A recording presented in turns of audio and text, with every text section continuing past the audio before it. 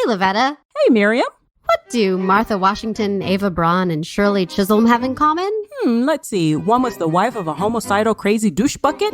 The other was the first lady of the United States. And the latter was unbossed and unbothered. And they are all notorious women. That's right, Lavetta. Some were heroic. Some were horrific. So if you want to laugh, you want to learn, you want to hang with a couple of cool ladies, if we do say so ourselves, download and listen to Notorious Women today. Find it on iTunes or wherever you get your podcasts. Notorious Women Podcast. Notorious. Notorious.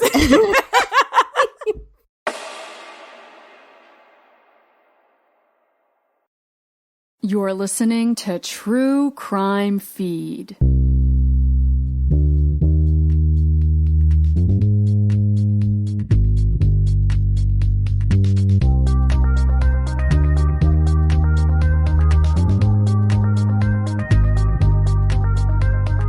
Welcome to True Crime Feed. I'm your host, Angela Ferrari, reviewing the best true crime podcast from the past decade with a teensy bit of humor, plus my top 3 true crime picks of the week.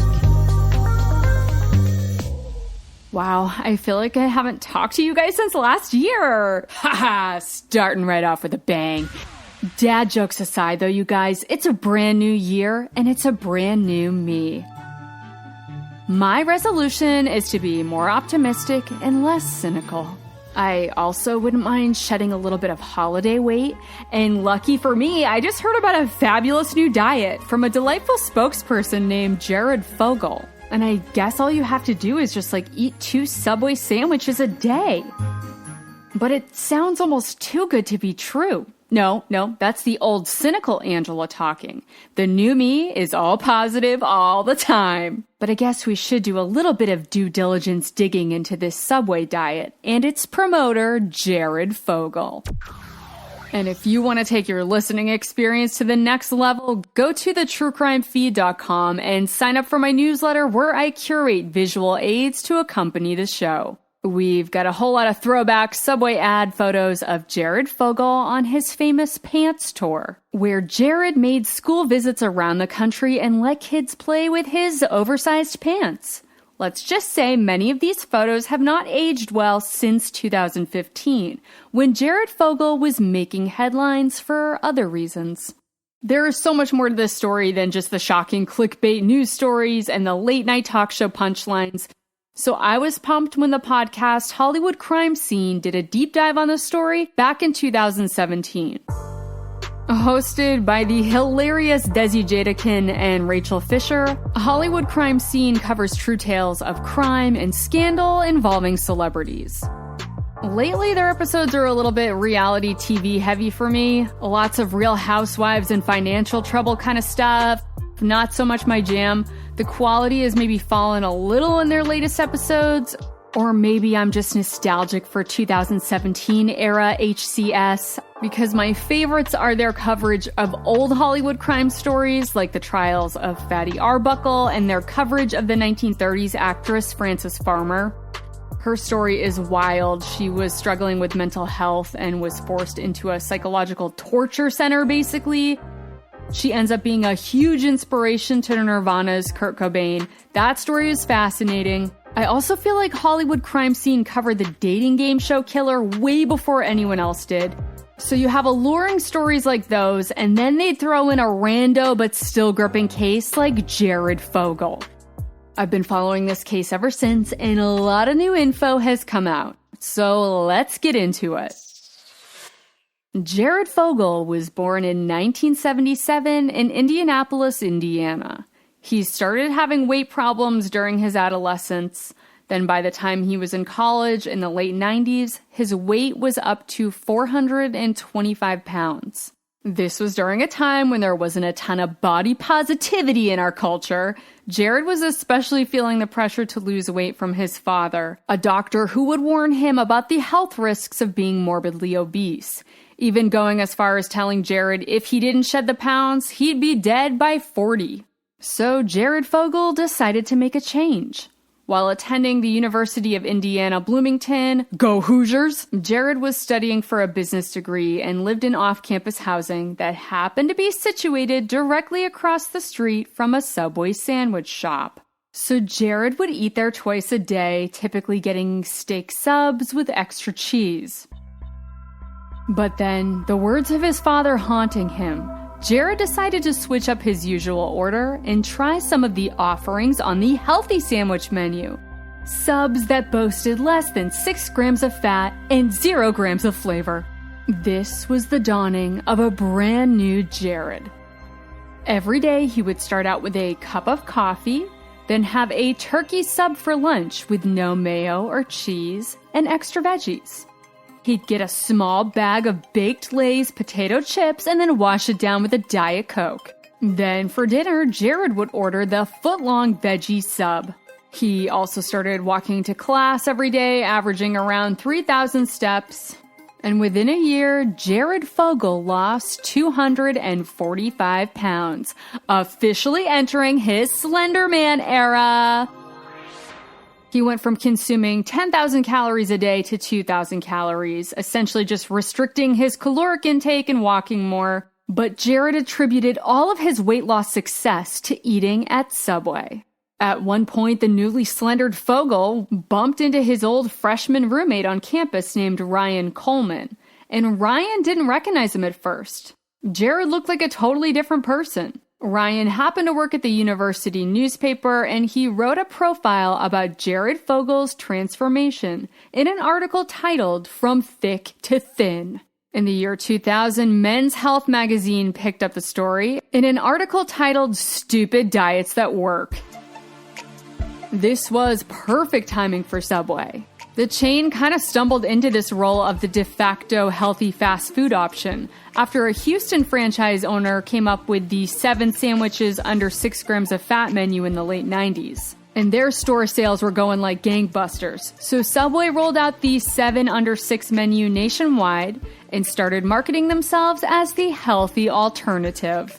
Then a Chicago Subway franchisee read this article and hired Jared for a local ad, and his store sales went through the roof. So Subway hired Jared Fogle to be their spokesperson and star in nationwide campaigns. You probably remember those old commercials from the early aughts of Jared Fogle showing his before pictures at his largest weight, cut to a transformed Jared walking confidently down the street. Then slow motion unrolling and holding up his ginormous jeans with a 62-inch waist. Like a denim flag flowing in the wind. He became an American folk hero. These ads look super dorky now, but they were quite effective at the time. Unlike the typical celebrity athlete endorsement or actors with supermodel good looks, Jared was a real dude who actually lost weight. Many people could relate to Jared's story thinking like, wow, if a dweeb like Jared can transform by eating just sandwiches, then so can I. And over the next 10 years, Jared Fogle stars in over 300 commercials, and Subway's revenue triples. Jared personally amassed a net worth of over $15 million. His print ads were featured on billboards in Times Square. He was the grand marshal at a NASCAR race. He published an autobiography titled Jared, the Subway Guy, Winning Through Losing, an instant classic. In 2002, the cartoon South Park made a parody episode about him, and SNL did a fake Subway commercial featuring Jimmy Fallon as Jared. And I'm sure he broke character and started laughing in the middle of the sketch. The real Jared Fogle even made a cameo in not one, but 2 Sharknado movies. And in 2004, Fogle starts his own nonprofit called the Jared Foundation to help raise awareness of childhood obesity. And he had his friend Russell Taylor to run it. Jared Fogle goes on a nationwide speaking tour called the Tour de Pants, visiting schools around the U.S. and holding up his old oversized jeans to glorious audience fanfare. While on tour, he'd promote random acts of fitness for kids. He even made a stop at the White House for Subway's partnership with First Lady Michelle Obama. Subway and their spokesman, Jared Fogle, were riding high off that big sandwich money. But Jared was hiding a disgusting secret. A footlong scandal was on the horizon.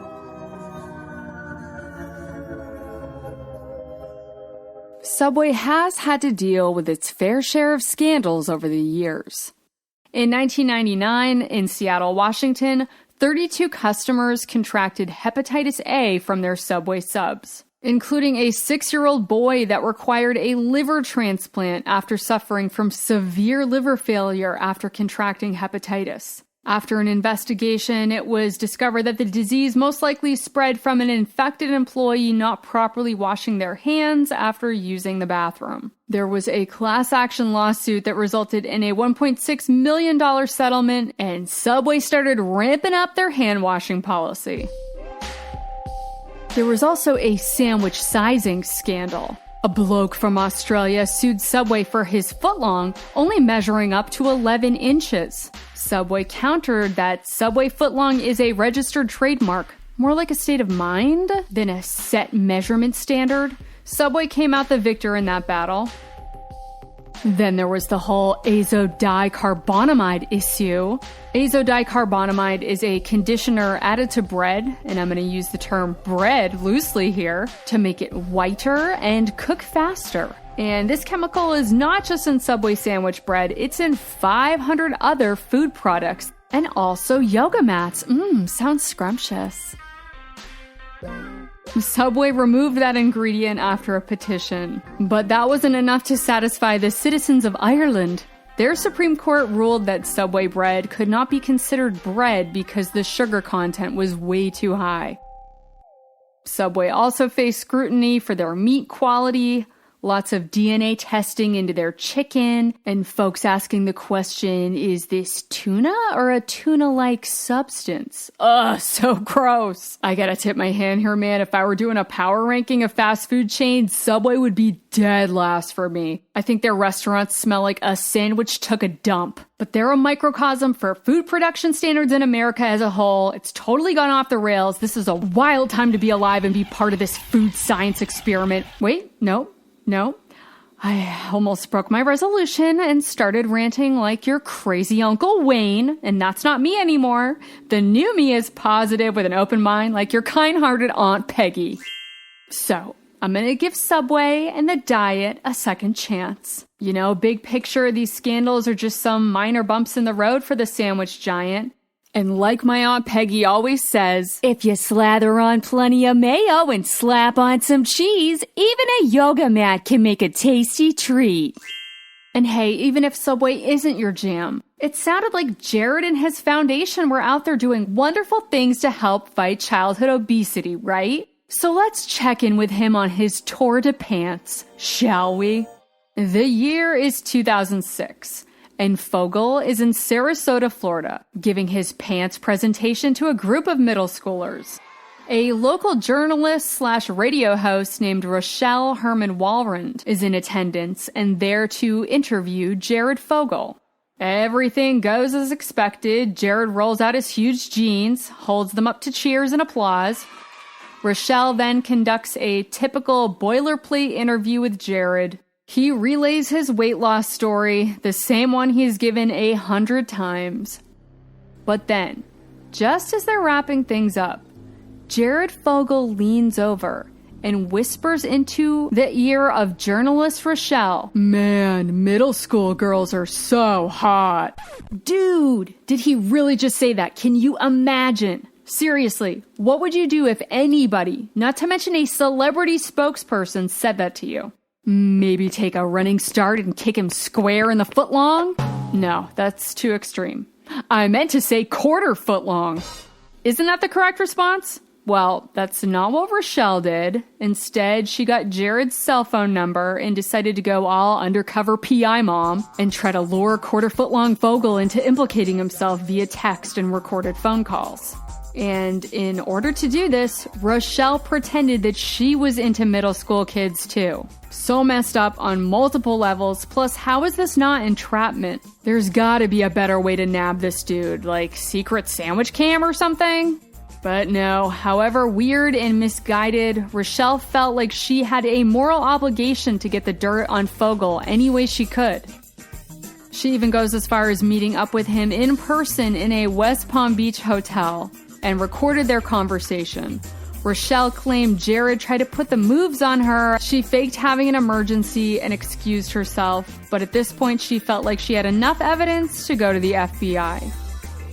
According to Rochelle, the FBI were all like, cool, you've done some great detective work here, but we're gonna need a little more from you. Rochelle then claims that the FBI said that Jared simply expressing fantasies wasn't enough, that they needed more substantive evidence, and they wanted her to act as an informant and be in contact with Jared like 10 to 20 times a day for the next 4 years, I guess? Yeah, this is where Rochelle's story gets fishier than Subway's tuna. Don't get me wrong, Jared's a guilty perv, but Rochelle is also super drama. She continues to gather tons of, quote, evidence on Jared, even continuing to be in contact with him after he asks her to install a webcam in her children's bedrooms. Her kids were like 9 and 11 years old at the time. But Rochelle still keeps talking to him and even teams up with the FBI to create a fake Sting birthday party for her kid and invites Jared to attend. The Subway spokesman falls right into their trap. He's stoked and he's about to cross state lines and get nabbed once and for all. But then there's a last-minute change of plans and he has to cancel. So after all those years, none of Rochelle's secret recordings generated enough evidence to officially charge Jared. But she was able to star in a 3-part docuseries about her time being a, quote, FBI informant. The series was called Jared from Subway, Catching a Monster. In my opinion, it's a complete waste of time, total betrayal to the audience. Basically, it's the Rochelle show. I mean, I can kind of understand her actions at the beginning. She's a journalist, and this creep show famous dude just admitted that he's into kids. And yeah, I get you want to protect further victims, but Homegirl took it way too far. At one point, Rochelle's daughter accidentally discovered her journal filled with notes detailing her conversations with Jared. This was understandably horrifying to her, and she stopped talking to her mother. On top of that, Rochelle's son moved to Taiwan, so she's basically estranged from her 2 children because of this futile investigation. At the same time Rochelle was texting Jared, he was also hanging out with another Florida female franchisee named Cindy Mills. These two had engaged in a sexual relationship, consensual adult sandwich play, but then Jared started sharing some disturbing details with Cindy about his past sexual encounters with children as young as 9. Plus, he asked her to set him up on a date with Cindy's 16-year-old cousin. Cindy Mills was alarmed, and she insisted she shared these messages with corporate Subway management. And they replied to her saying they couldn't do anything on their end because Jared Fogle wasn't technically a Subway employee. Subway later claims they had no records of Cindy Mills' allegations against Jared. And so it's business as usual. Jared continued with his public speaking engagements and school tours on behalf of Subway, whilst also not so secretly being a total creep. It was smooth sailing, not a care in the world, until a submarine sandwich torpedo finally surfaced. His Jared Foundation director, Russell Taylor, was doing a terrible job running the nonprofit. The charity pledged to give $1 million to promote healthy foods in schools, plus another $1 million to go towards family education programs. But from 2008 to 2013, the charity only raised around $650,000. They spent $20,000 on a golf tournament and $12,000 on meals. I'm guessing Jared wasn't utilizing his Subway discount. And a majority of the remaining funds went to Russell Taylor's salary. A USA Today article from 2015 claimed that the foundation didn't donate any funds or issue a single grant towards their stated mission. Charity Watch President Daniel Boroshoff said of the Jared Foundation, quote, "If Jared was really interested in helping children through his foundation, he could have gotten way more money. People need to be wary of celebrity charities. Oftentimes, it's more about image enhancement than about actual charitable work." End quote.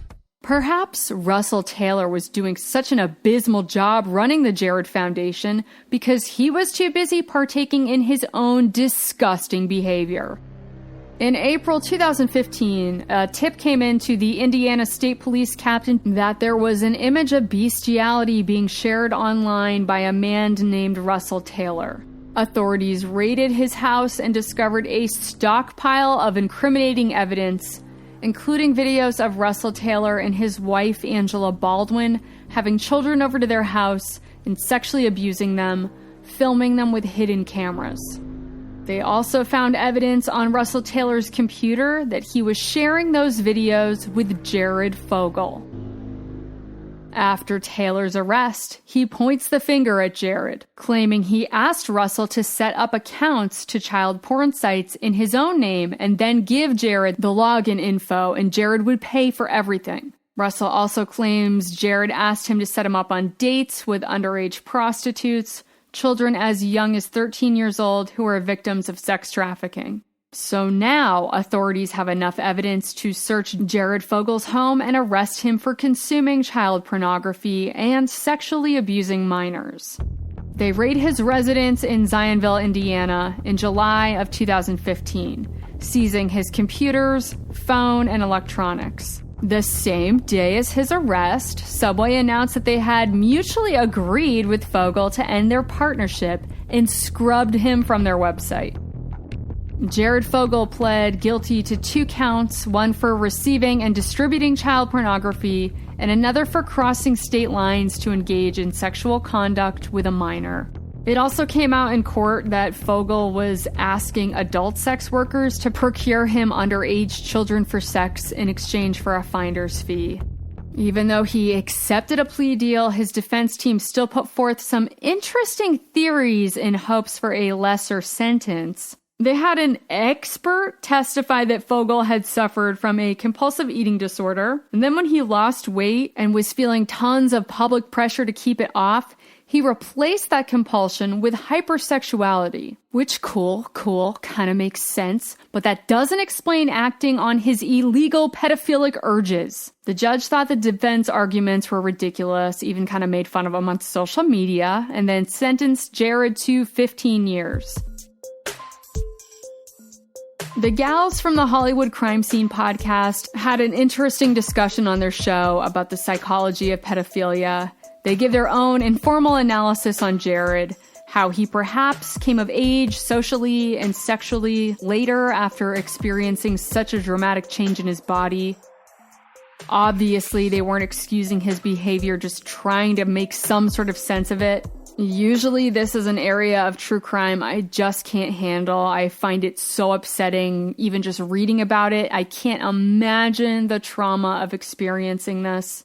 But choosing to ignore it doesn't mean these people aren't still out there. It would be amazing if there was an effective treatment or cure for this. I did a quick Google search on therapies and saw an article about the use of AI and robotics as a possible treatment in the future. I guess it's better than the alternative, but I still found the whole thing just so unsettling. Godspeed to anyone out there doing this research, man. I'd rather eat a Subway tuna sandwich. Moving on. While Jared is serving time in a low-security federal prison in Colorado, he was there as an inmate at the same time as Jeffrey Skilling, that dude from Enron, who was released in 2019, and former Illinois governor turned inmate Rod Blagojevich, whose sentence was commuted in 2020 by Donald Trump. Jared Fogle also served alongside an inmate named Stephen Nigg, who was serving his sentence for felony firearms charges. One day in January of 2016, Nigg said that Fogle was hanging out with his other child molester friends in the prison yard. and something came over him. He just lost it. Stephen Nigg beat up Jared Fogle, striking him multiple times in the face. According to an incident report, Fogle, quote, sustained a bloody nose, scratches to his neck, and redness and swelling to his face, end quote. According to Nigg, he couldn't stand the fact that Jared and people serving time for sexually abusing children received such lenient sentences. Another former inmate who served time with Jared Fogle, named Mark Brooks, said, quote, he's living the life in there. He's eating good, working out, cooking, not a care in the world, watching movies, eating fancy foods, and making crafts.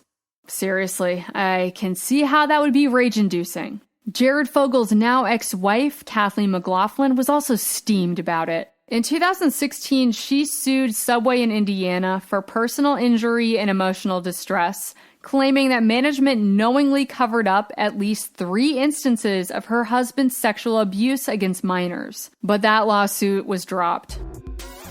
In 2017, Fogle put forth his own motion, saying his case should have never been tried because the state had no jurisdiction on the grounds that he was a self-declared sovereign citizen. His motion was dismissed, and I don't think anyone has successfully prevailed in court with a sovereign citizen case. Let me know though, because I've got some parking tickets I'd like to get out of. But as for Jared, nope, no sov sit case for him. The soonest he could possibly be released is 2029. Upon his release, he will presumably be the new spokesperson for sex robots. No, gross. Russell Taylor is currently serving a 27-year sentence, and his ex-wife Angela Baldwin is currently serving a 33-year sentence. As for Subway, their sales haven't been great in recent years. The Jared Fogle scandal hurt them bad. Plus, their image of being a diet-friendly, healthy alternative has been sullied. They've got fast-growing competition like Firehouse Subs and Joyzy Mike's, plus my local favorite here in Portland, Maine, the original Amato's Italian sandwiches with the capicola and the prosciutto and those sour pickles, baby! And I'd like to change my New Year's resolution and go on the Amato's Italian sandwich diet, okay? Thanks! Subway used to be the largest sandwich chain in the US, and since 2016, they've closed over 6,500 restaurants worldwide. In the year 2022 alone, they closed 570 stores just here in the US. Yeah, dude, stores are closing faster than I can dust an Amato's original Italian, manja! In 2023, Subway hit their lowest sales numbers since 2005, and the chain was sold to Rourke Capital, the same folks that owned Baskin-Robbins and Dunkin' Donuts. So we'll see how they do in the coming year under new ownership. Maybe Subway's New Year's resolution will be to rebrand their image and hire Chris Hansen from To Catch a Predator as their new spokesperson. Okay, I've had only 2 celebrity sightings in my life, and one was Jared from Subway, you guys. I bumped into him in a hotel lobby in Boston. He was way taller and way more goofier looking than I was expecting, and now I'm doing a true crime episode about him. Full circle moment, y'all. My other celebrity encounter could also be the subject of a true crime podcast, because I also once rode an elevator with Lance Armstrong, who was way shorter than I expected. It was at this hotel I worked at. I was delivering room service, and he made that so unoriginal joke. Hey, you got anything good under there? And I did my fake service industry laugh. Good one, Lance Armstrong. You're the dopest. Anyhoozle, that's the gist of my celebrity encounters. You can tell me yours, as well as your thoughts about today's episode. Email me directly at angela@thetruecrimefeed.com or join the True Crime Feed Facebook discussion group. Keep an open mind and be kind to fellow True Crime Feed friends, even if they eat at Subway. Stay tuned until after the break to hear my top 3 podcast power ranking of the week.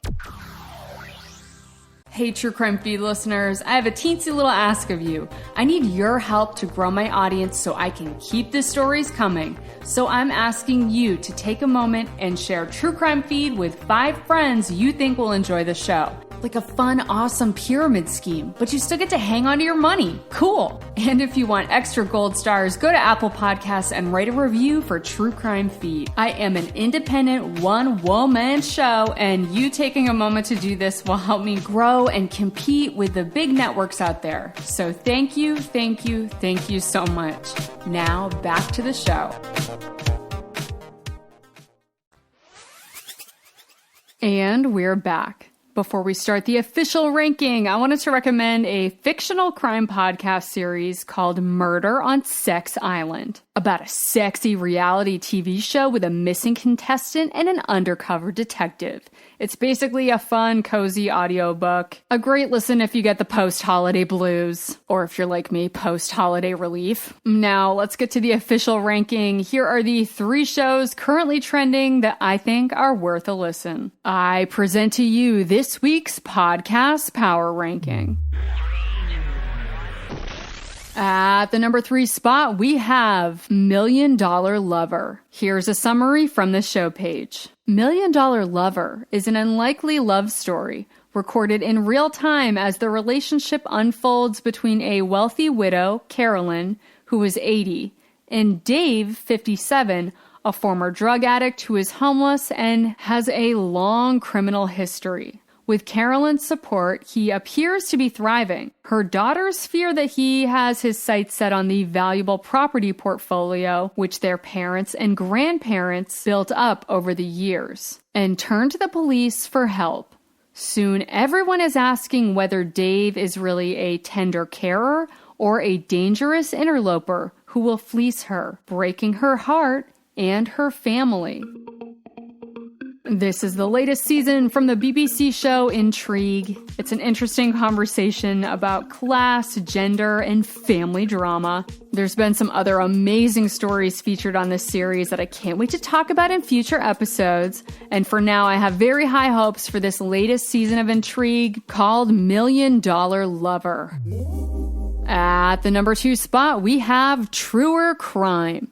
Here's a synopsis from the show page. Do you ever listen to a true crime podcast and think, that's not quite right? Same. Crime stories are hard to ignore and even harder to forget. But the thing is, they're stories. And getting the story right is all about how you tell it. Truer Crime talks about real people, murdered, missing, misled, with more nuance, more context, and more questions.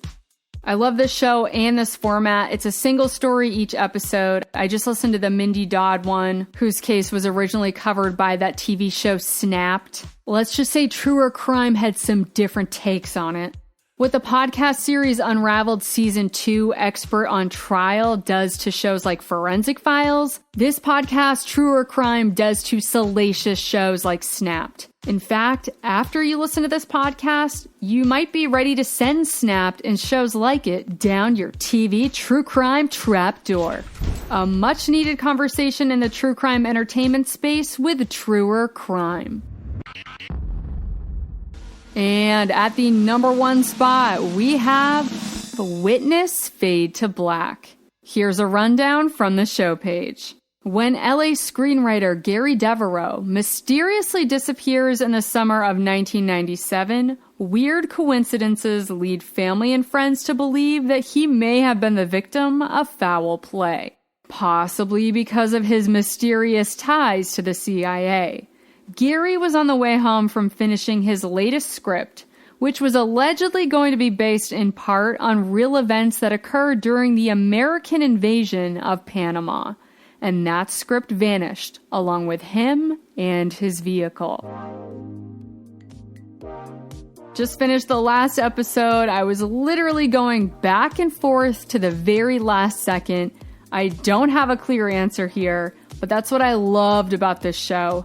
There are so many out there, but still believable possibilities, and the pursuit of these possibilities gives you new information into the inner workings of the CIA, Hollywood, bridge construction fails, and witness protection. I am chomping at the bit to talk about this ending and hear what you all think happened to Gary, so hit me up in the Facebook group after you complete this season of Witnessed Fade to Black.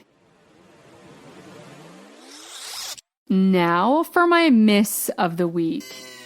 We have mortal sin. Here's a reminder from the show page. Dawn and Nick Hackney are the perfect couple.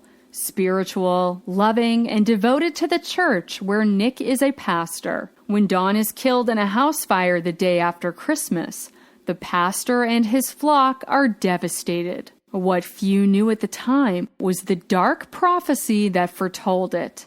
The latest podcast from Dateline and Josh Mankiewicz is about sex, lies, religion, and murder.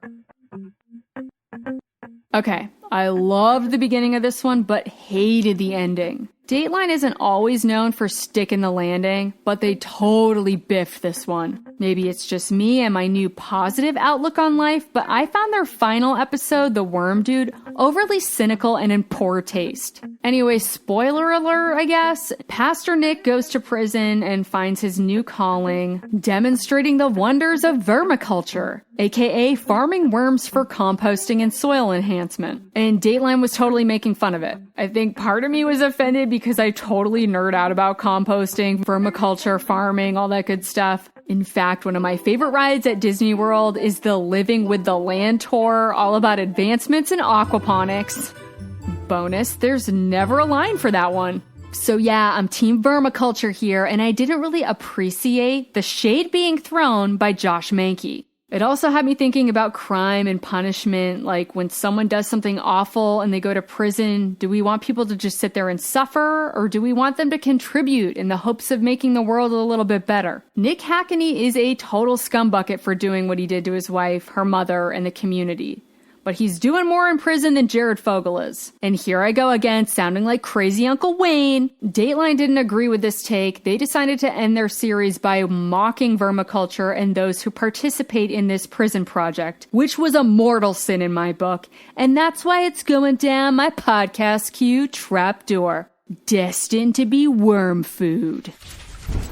Find out next week who will be in the #1 spot now that Witnessed Fade to Black has concluded. Let me know what trending shows are in your top 3 and what show did you feed to the worms. I'll meet you back here next week to dust off another superb true crime show from the archive for your next feeding fix.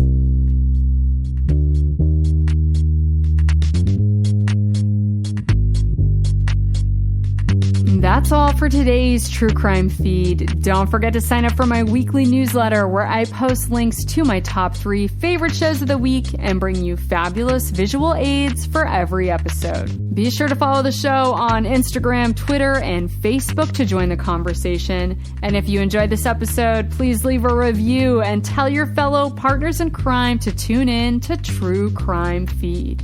Thanks for riding along and allowing me to be your audio accomplice. Join me next week for another feeding.